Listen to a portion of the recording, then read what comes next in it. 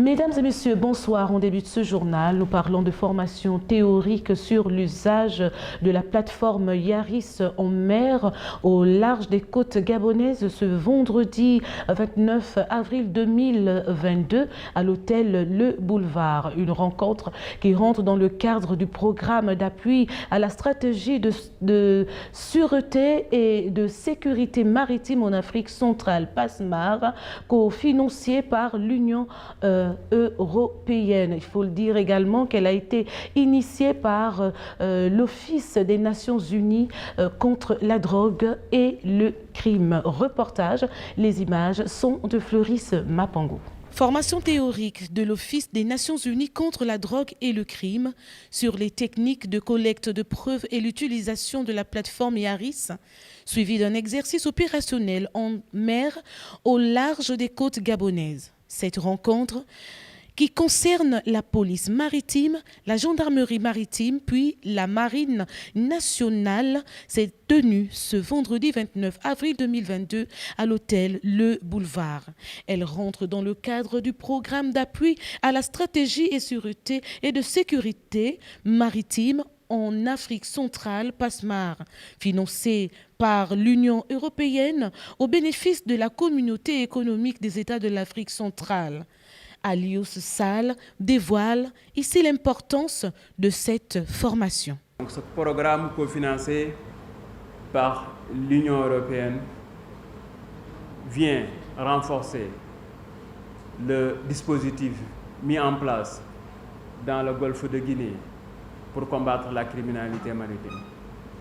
Et c'est à cet effet précis que dans le cadre de la présence maritime coordonnée des États membres de l'Union européenne, que nous avons le plaisir aujourd'hui de bénéficier de l'appui de l'Espagne à travers sa marine nationale par le truchement du bateau Serviola qui est dans les eaux gabonaises depuis le 24 avril 2022.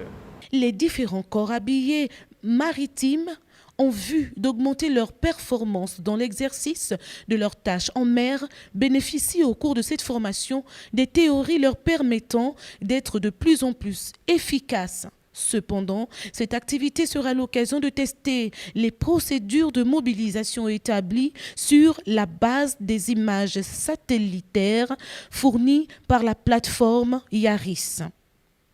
C'est ainsi qu'Aliou Sall dévoile les objectifs de ce programme.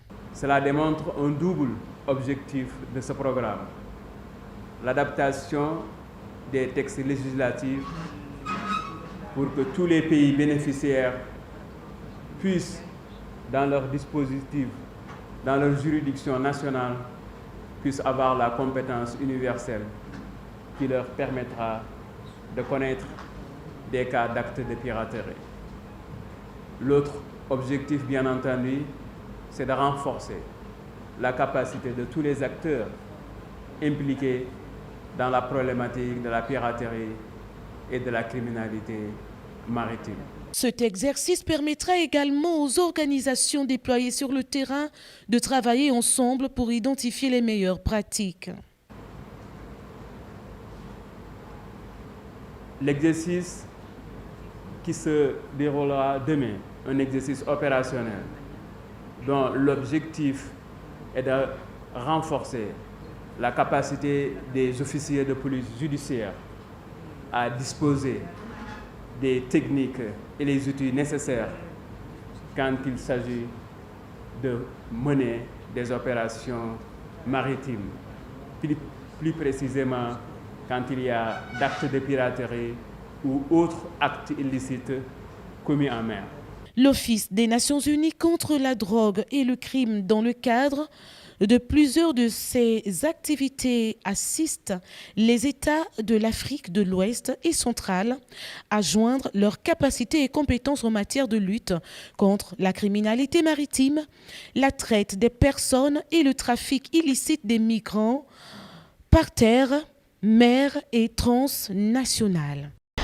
Alors on offre, un des experts présente l'efficacité de la plateforme Yaris. Nous l'écoutons d'ailleurs au micro de Floris Mapongo. Par exemple, nous pouvons travailler en local. Je prends l'exemple. Si nous avons ici la police, par exemple, la police maritime veut travailler seulement dans la police. La police peut travailler sans pourtant que la marine voit ce que fait la police. Yaris peut travailler au zonal, donc la zone qui nous concerne ici, c'est la zone D. Et Yaris peut travailler en interrégional. Donc on prend les centres de la zone CEAC, de l'espace CEAC, et les centres de l'espace CEDEAO, y compris le CIC.